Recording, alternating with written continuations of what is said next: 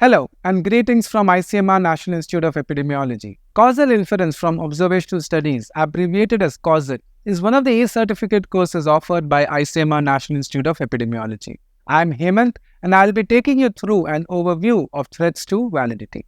Now, this topic is divided into two sessions. First, internal and external validity, and the second session, threats to internal validity. Each session is of approximately 10 to 15 minutes. In the previous session, we introduced you to internal and external validity.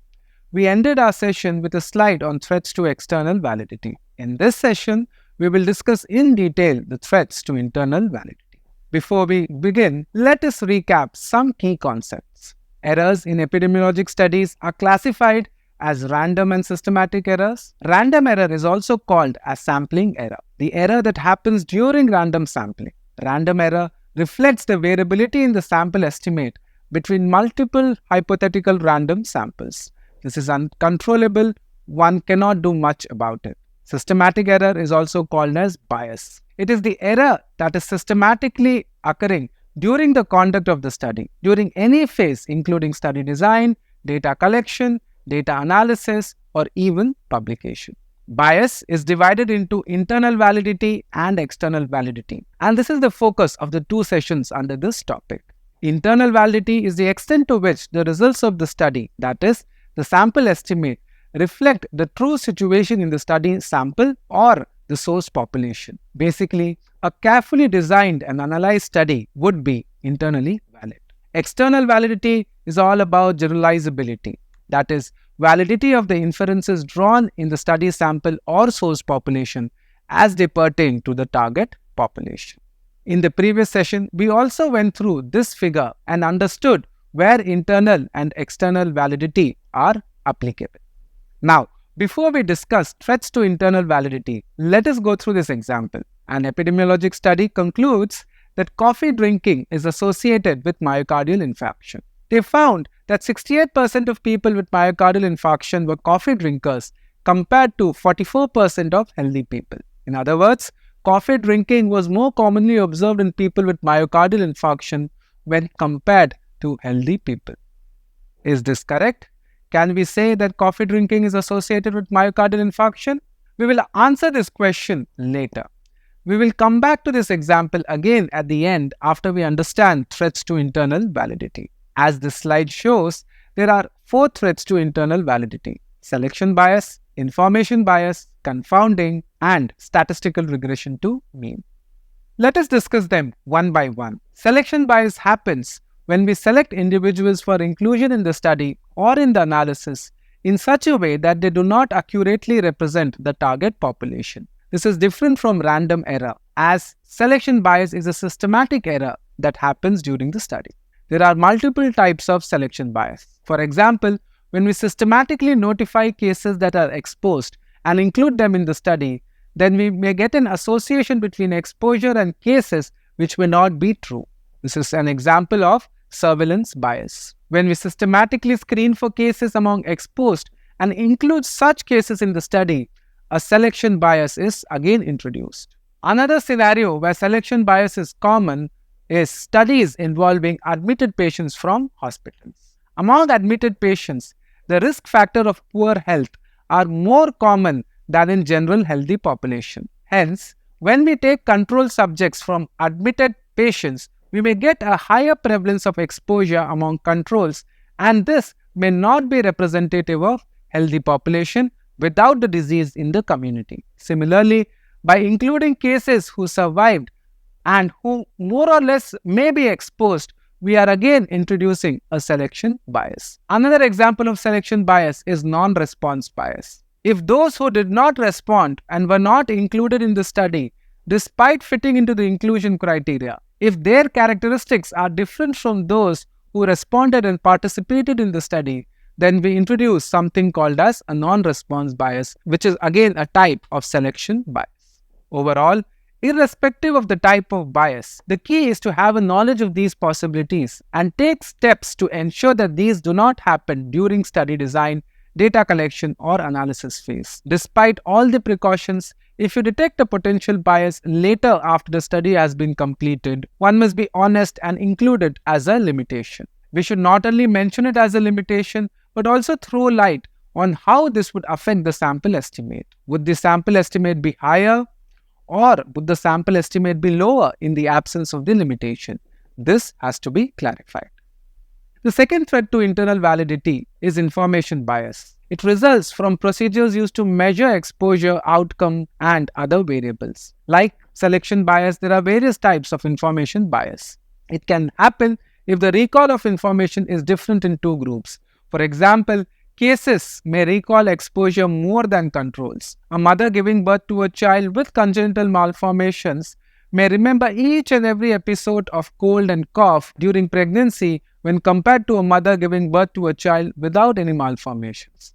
This is an example of recall bias. A biased investigator may systematically collect information supporting expected outcomes. This is also an example of information bias. Data quality also plays a role. Differential data quality may contribute towards information bias. In record review studies, if better exposure data was routinely collected on cases and better outcome data was routinely collected among exposed, this may induce an information bias. If there is systematic distortion of truth by study population, this can also introduce information bias. Again, here too, the key is to have a knowledge of these possibilities and take steps to ensure these do not happen during various phases of the study. Despite all this, if you detect a potential bias after the study is completed, one must be honest and include it as a limitation. The third threat to internal validity is confounding, which results in confusion of effects. The apparent effect of the exposure of interest is distorted because the effect of extraneous factors is mistaken for or mixed with actual exposure effect. This happens when a potential confounder or confounders is or are unequally distributed among cases and controls, or unequally distributed among exposed and non-exposed.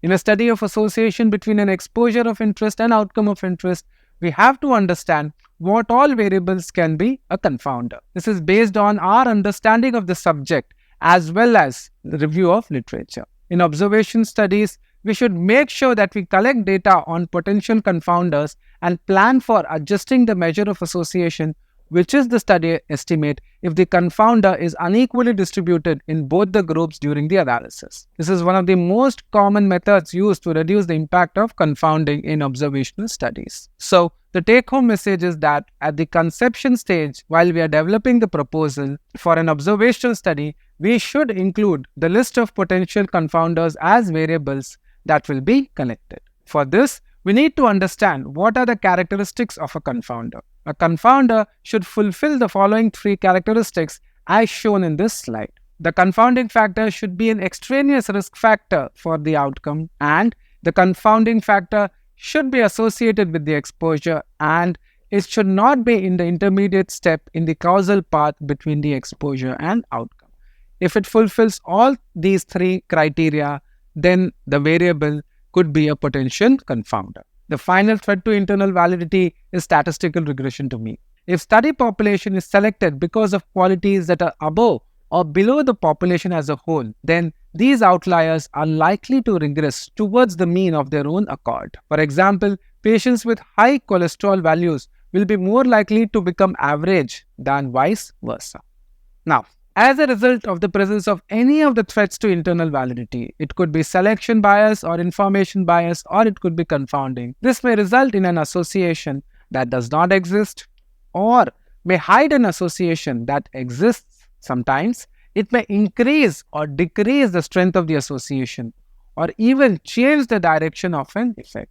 In line with this, the slide here shows the multiple examples of how the direction of association may change due to bias or confounding. In other words, the direction of your association can change in multiple ways if your study is not internally valid. Hence, before we infer a measure of association, which is nothing but a sample estimate in an analytic study, we should rule out random error and bias. In other words, we first assess random error, and then under bias, we first assess internal validity, and then we assess the external validity of the sample estimate. Once association is confirmed, after ruling out random error and bias, we assess for whether this association is causal. Please note, we are not discussing causality here, because it is beyond the scope of this session. Now, let us get back to our epidemiologic study, which concluded that coffee drinking is associated with myocardial infarction. Here, odds ratio of 2.6 is the sample estimate.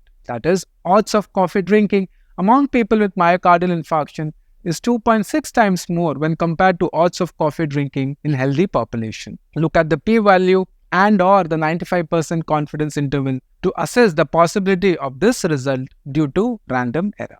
We then check for bias, that is internal and external validity. We first rule out selection bias. Maybe controls are clinic patients with peptic ulcer disease who have reduced coffee intake. Hence, we got an odds ratio of 2.6. Then we need to rule out information bias. Did people with myocardial infarction overstate coffee use? Was esophageal spasm that is caused by coffee misdiagnosed as myocardial infarction? Did we assess the impact of confounding? For example, as shown in this figure, smoking is a potential confounder. Did we collect data on smoking? What is the adjusted odds ratio after adjusting for the effect of confounding due to smoking? Is the study population, that is, cases and controls, representative of the target population? If we assess all these, we may get the answer that possibly this may not be a true association. Finally, this figure summarizes how and where selection bias, information bias, and confounding works and affects the internal validity of an epidemiologic study and therefore impacts the sample estimate. With this, we have come to the end of this session as well as the topic on overview of threats to validity in epidemiologic studies, especially observational studies. I hope this was helpful. Thank you very much.